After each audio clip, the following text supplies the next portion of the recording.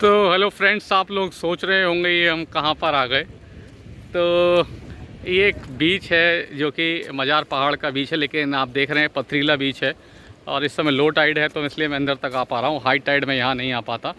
अब कैमरा मैं अपनी तरफ थोड़ी देर के लिए स्विच करता हूँ, फिर आपसे बात करता हूँ।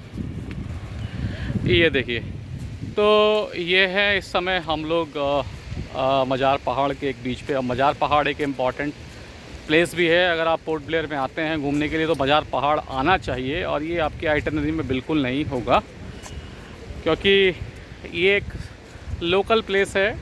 इसका सिग्निफिकेंस सुबह के टाइम टूरिस्ट एक्टिविटी से नहीं है, लेकिन हाँ, इसका जो टेस्ट है वो जीभ से ज़रूर है। जीभ इसलिए क्योंकि बहुत सारे लोग को चटपटा खाने की आदत होती है, और एक छोटे से स्नैक्स का नाम मैं बोलता हूँ जो आपको पता होगा उस स्नैक्स का नाम।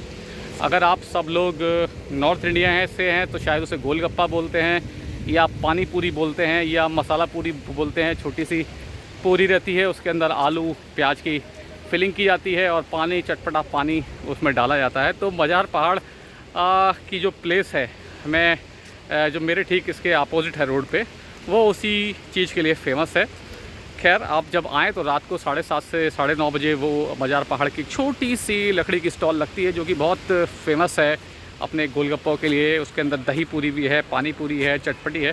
खैर चलिए, मैं तो खाने की तरफ चला गया। बात इम्पॉर्टेंट ये हो रही थी कि ये लगातार एक तो अपडेट है, तो अपडेट तो नवंबर का जो है वो बढ़िया है। अभी देखिए कितना बढ़िया ब्राइट सीज़न चल रहा है, कोई ऐसी प्रॉब्लम नहीं है बारिश की। हाँ, बीच में थोड़ा साइक्लोन का टाइम बना था, लेकिन वो बहुत हल्की हल्की शावर्स होकर चला गया। तो इसलिए जो लोग नवंबर में आने वाले हैं उनके लिए ऐसी कोई प्रॉब्लम नहीं है, तो रिलैक्स होकर बिंदास अपनी तैयारी कर सकते हैं। और रही बात दूसरी इम्पॉर्टेंट बात की, जो थी आपकी टिकट ना मिलना। बार बार एक फ्रिक्वेंट क्वेरी आ रही थी कि हमें टिकट नहीं मिल रहे हैं फेरी के, टिकट नहीं मिल रहे हैं फेरी के। तो ये इस मामला को देखा तो सच में हाँ, ऐसे ही है। खबर की टिकट नहीं मिल रहे हैं, उसका कारण ऐसे कि 2 साल तक कोविड था और जो नावें हैं वो नहीं चली, और अब चलने से पहले उनका प्रॉपर मेंटेनेंस किया जा रहा है, जिस वजह से अभी, क्योंकि सेकंड वेव इतनी भयानक थी कि उससे हम लोग उभर नहीं पाए। अपने साथ वालों को हमने डिस्टर्ब होते हुए देखा। लेकिन थर्ड वेव हम सोच रहे थे कि आएंगी, लेकिन भारत प्रशासन हाँ और हम लोगों के कोविड उचित व्यवहार की वजह से, और एक जो शानदार उपलब्धि भारत सरकार ने हासिल की, 100 करोड़ का टीकाकरण, इतना बड़ा टीकाकरण अभियान जो कि कई देशों को समा जाए, 100 करोड़ उसके अंदर पश्चिमी देश कई समा जाएँ, वो रिकॉर्ड टाइम में पूरा किया। इस वजह से हम लोग एंजॉय कर पा रहे हैं और घर से बाहर निकल पा रहे हैं, और अंडमान जैसी दूर प्लेस जहां हमारी आने की बहुत इच्छा हुआ करती थी, वहां आने का प्लान बना पा रहे हैं। लेकिन प्लान एक जगह जाके फेल हो जा रहा है, वो है फेरी। क्योंकि all of the sudden tourist का इन्फ्लक्स इतना ज़्यादा हो गया कि फेरी के टिकट्स मिलना मुश्किल ही हो पा रहा है, और ये बिल्कुल सही बात है। तो लोगों का क्वेरी आता है मेरे को कि हमने सब कुछ बुक कर लिया है, होटल बुक कर लिया है, अपने आप प्लेसेस चूज़ कर ली हैं, अपने आप सब कुछ ले लिया है, लेकिन फेरी नहीं मिल रही। अब क्या करें? तो जब होटल ले लिए, फेरी ले, जब फेरी लेके आप वहाँ पहुँच ही नहीं पाएंगे तो आपका टूर सफल कैसे हो पाएगा? तो स्वाभाविक है, ये चिंता होना जेन्युइन है। तो उसमें मेरे को किया जाता है कि क्या आप हमारे लिए फेरी ले सकते हैं या किसी एजेंट को बता सकते हैं। तो देखिए, जैसे आप लोग घूमने आए हैं, मेरा तो अपना एक काम है, व्यक्तिगत एक काम है जो मैं काम करता हूँ, ये आपकी हेल्प के लिए मैं अपडेट कर देता हूँ।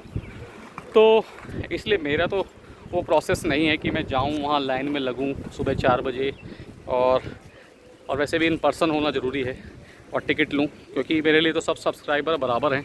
अगर मेरे पास 100 मेल आती है तो आप सोच सकते हैं क्या मैं 100 पास जा सकता हूँ? नहीं जा सकता, मेरा अपना परिवार है। हाँ, ट्रैवल एजेंट वाला एक ऑप्शन है, लेकिन ट्रैवल एजेंट वाले ऑप्शन में मैंने कुछ लोगों से बात की, भाई सब लोगों ने सब कुछ ले लिया है, कुछ लोग बस हेल्प कर रहे हैं। अगर हम उनकी हेल्प कर दें तो क्या हो? तो सभी लोगों से मैंने बारी बारी से जाके बात की, तो एक बात मेरे को समझ में आई, और उनकी बात कुछ मुझे जेन्युइन भी लगी। वो आपके पॉइंट ऑफ व्यू से वो थोड़ी सी अटपटी हो सकती है, लेकिन उनके पॉइंट ऑफ व्यू से मुझे सही लगी। तो उन्होंने कहा कि देखिए सर, पहली बात तो ये समझिए कि जब उन्होंने इतना दिमाग लगाया, सब कुछ किया, और हमें केवल फेरी का टिकट बुक करने जाना है, तो हर एक व्यक्ति का उसमें कुछ ना कुछ स्वार्थ होता है ना कोई इंटरेस्ट होता है। आपका इंटरेस्ट क्या है? जो आ रहे हैं और ख़ुद बुकिंग कर रहे हैं, वो आपका इंटरेस्ट है कि पैसे बचाना, बिल्कुल। और उसमें कोई दो राय नहीं है, पैसे हमें बचाने भी चाहिए। लेकिन अगर ट्रैवल एजेंट का पॉइंट ऑफ व्यू सुने तो वो ये कहते हैं कि सर हम अगर फेरी का टिकट बुक कराएं और पेट्रोल से जाएं आएँ 2 घंटे का टाइम भी दें तो उसमें हमारा क्या बेनिफिट होगा, हम क्या होगा। तो बात तो सही है, दोनों ही जन लोग पैसे के लिए बैठे हैं, एक पैसा बचाना चाहता है और एक अपने परिवार के लिए पैसा जुटाना चाहता है, ठीक है। इससे कोई रईस तो होने वाला है नहीं। तो मैं आपको बता दूं, मैंने बहुत सोचा इस पे, क्योंकि आप लोग भी डिस्टर्ब हो रहे हैं फेरी के टिकट्स ना मिलने की वजह से। तो क्या सॉल्यूशन है आने के लिए। अभी कुछ लोगों की तो फ़्लाइट कैंसिल कर दी है, कुछ लोगों ने मेरे उसमें डाला भी लोगों ने कमेंट में कि हमें फ़्लाइट नहीं मिली चूँकि हमें हैवलॉक नील जाना ही था और बिना हैवलॉक नील के जो है वो हमारी जो पिकनिक है वो इनकम्प्लीट सी फील हो रही थी, इसलिए हम फिर कभी आएंगे जब हमें टिकट मिलेगा। तो उन्हें लॉस हो गया, 2 लोग थे तो 2500 रुपये पर सेक्टर के हिसाब से मिनिमम 10,000 तो हुआ ही होगा, मिनिमम 10,000। तो इसका मैंने बहुत आराम से इसका वो किया, आकलन किया और सोचा कि आपको क्या सॉल्यूशन दिया जाए। तो सॉल्यूशन इसका यही है कि भाई पहली बात तो पोर्ट ब्लेयर जो है ना, एक अंडमान जो है एक टूरिस्ट प्रधान प्लेस है जहाँ पे जो इकोनॉमी चलती है, लोगों का रोज़गार चलता है, सरल भाषा में लोगों का परिवार चलता है, वो टूरिस्ट की गतिविधियों से ही चलता है। और मैंने 2 साल से यहाँ देखा है कि किस तरीके से लोगों ने जो EMI पे अपनी गाड़ी ली थी, जिनके छोटे परिवार हैं और जिन्हें अच्छा लगता था कि वो भी एक मध्यम वर्गीय परिवार की लाइफ जी पाएँ, उन्हें अपनी गाड़ियाँ तक बेचनी पड़ी और कहीं ना कहीं आप और हम सब अफेक्ट हुए हैं। तो जो प्लेस केवल टूरिस्ट आधारित है तो वहाँ पे केवल आय का साधन जो है वो आपका यही रह जाता है, मार्जिन। तो आप सोचिए कि अगर